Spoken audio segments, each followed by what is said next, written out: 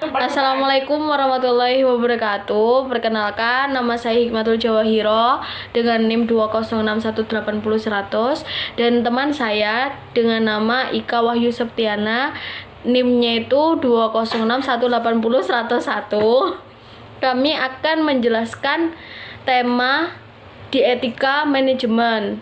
Etika wirausaha. Temanya adalah norma dan etika dalam fungsi keuangan. Yang pertama adalah pengertian etika dan norma. Pengertian etika, norma dulu ya. Norma itu aturan-aturan yang ada di dalam masyarakat. Biasanya itu tidak tertulis, tapi sudah terbudaya gitu. Sedangkan etika sendiri, menurut Mariani dan Ludikdo, seperangkat aturan atau norma atau pedoman yang mengatur perilaku manusia, baik yang harus dilakukan maupun yang harus ditinggalkan gitu, yang dianut oleh sekelompok orang atau masyarakat gitu. Yang kedua adalah pengertian dan fungsi manajemen keuangan. Manajemen keuangan adalah manajemen yang mengaitkan pemerolehan, pembiayaan atau pembelanjaan, manajemen aktiva dengan tujuan secara menyeluruh dari suatu perusahaan. Manajemen terhadap fungsi keuangan adalah semua kegiatan atau aktivitas perusahaan yang bersangkutan dengan usaha mendapatkan dana yang dibutuhkan oleh perusahaan, menggunakan dana tersebut seefisien mungkin. Adapun manajemen keuangan itu mempunyai beberapa fungsi. Yang pertama adalah menetapkan alokasi dana atau investment decision, yaitu keputusan yang diambil manajer dalam pengalokasian dana dalam bentuk investasi yang dapat menghasilkan dana di masa mendatang. Kemudian yang kedua adalah memutuskan alternatif pembiayaan atau financial decision. Keputusan manajemen dalam melakukan pertimbangan dan analisis perpaduan antara sumber-sumber dana yang paling ekonomis bagi perusahaan untuk mendanai kebutuhan investasi serta kegiatan operasional perusahaan. Yang ketiga adalah kebijakan dalam pembagian dividen atau dividend decision adalah keputusan manajemen keuangan dalam menentukan besarnya proporsi laba yang akan dibagikan kepada para pemegang saham dan proporsi dana yang akan disimpan di perusahaan sebagai laba yang akan ditahan kemudian digunakan untuk menumbuhkan perusahaan gitu. Adapun tujuan dari manajemen keuangan adalah yang pertama, memaksimalkan kemakmuran pemegang saham ditempuh dengan memaksimumkan nilai perusahaan. Yang kedua adalah secara konseptual jelas sebagai pedoman dalam pengambilan keputusan yang mempertimbangkan faktor risiko. Yang ketiga, manajemen harus mempertimbangkan kepentingan pemilik, kreditor, dan pihak lain yang berkaitan dengan perusahaan.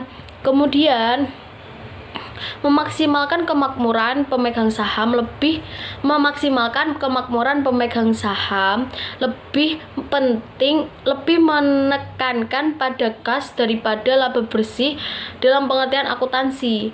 Kemudian tidak mengabaikan sosial objektif dan kewajiban sosial seperti lingkungan eksternal, keselamatan kerja, dan keamanan produk. Demikian yang dapat saya sampaikan, akan dilanjutkan dengan rekan saya, Mbak Ika. Ini saya akan melanjutkan penjelasan dari Mbak Hikmah, yaitu etika dan norma dalam fungsi manajemen keuangan.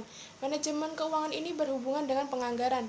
Anggaran adalah suatu rencana yang disusun secara sistematis yang meliputi seluruh kegiatan bank yang dinyatakan dalam unit atau kesatuan moneter yang berlaku untuk jangka waktu tertentu di masa yang akan mendatang.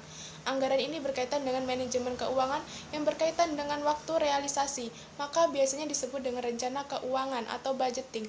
Rencana keuangan adalah rencana keuangan lembaga bisnis yang merupakan terjemahan program kerja lembaga bisnis ke dalam sasaran-sasaran atau target keuangan yang ingin dicapai dalam kurun waktu tertentu. Penganggaran budgeting ini merupakan proses yang mencakup pertama, penyusunan rencana kerja lengkap untuk setiap jenis tingkat kegiatan dan setiap jenis tingkat kegiatan yang ada pada suatu lembaga. Yang kedua, penentuan rencana kerja dalam bentuk mata uang dan kesatuan kuantitatif lainnya dilakukan melalui sistematika dan logika yang dapat dipertanggungjawabkan.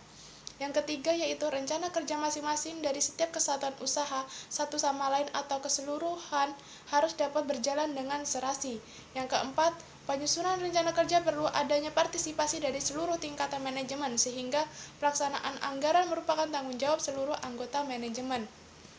Nah, fungsi dari keuntungan dari budgeting ini yaitu yang pertama, merangsang atau memaksa pertimbangan-pertimbangan mengenai kebijakan dasar manajemen.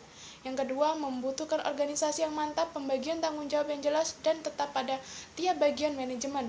Yang ketiga, mendorong anggota manajemen untuk ikut serta dalam penetapan tujuan bersama dan tepat untuk komunikasi berkala antar pengurus. Yang keempat, mendorong bagian manajemen untuk membuat rencana yang sesuai dengan bagian lain. Yang kelima, mengharuskan untuk pemakaian tenaga kerja, fasilitas, dan modal yang paling ekonomis. Selanjutnya yaitu tentang keputusan dalam manajemen keuangan. Nah, keputusan dalam manajemen keuangan ini dibagi menjadi beberapa, yaitu yang pertama tentang keputusan investasi. Keputusan ini meliputi penentuan aktiva real yang dibutuhkan untuk dimiliki perusahaan. Yang kedua, keputusan pembelanjaan. Keputusan ini berkaitan dengan bagaimana mendapatkan dana yang akan digunakan untuk memperoleh aktiva real yang diperlukan. Yang ketiga, kebijakan dividen. Dan yang keempat, keputusan manajemen aktiva. Keputusan ini berkaitan dengan pengelolaan atau penggunaan aktiva dengan efisien. Biasanya lebih memperhatikan manajemen aktiva lancar atau kas piutang dan sediaan. Etika mempengaruhi perilaku pribadi di lingkungan kerja atau usaha suatu bisnis yang menyeimbangi komitmennya terhadap kelompok atau individu dalam lingkungannya. Etika manajemen keuangan adalah norma-norma atau nilai-nilai yang menjadi pedoman perilaku dan tindak usahawan terhadap pengelolaan organisasi maupun perusahaan. Etika profesi yang harus diperhatikan dipatuhi oleh pihak-pihak yang terkait dalam proses penginformasian manajemen. Adapun hal-hal tersebut antara lain yaitu kompetensi. Auditor harus menjaga kemampuan dan pengetahuan profesional mereka pada tingkatan yang cukup tinggi dan tekun dalam mengaplikasikan ketika memberikan jasanya. Akuntan manajemen ini memiliki tanggung jawab antara lain yaitu mengkomunikasikan informasi secara adil dan objektif sepenuhnya, mengungkapkan semua informasi yang relevan yang dapat diharapkan untuk menghasilkan suatu pemahaman dari penggunaan laporan, pengamatan, dan selanjutnya yaitu rekomendasi yang disampaikan. Teman, atas partisipasinya, kurang lebihnya kami minta maaf kalau ada yang salah ya. Billahi taufik wal hidayah. Wassalamualaikum warahmatullahi wabarakatuh.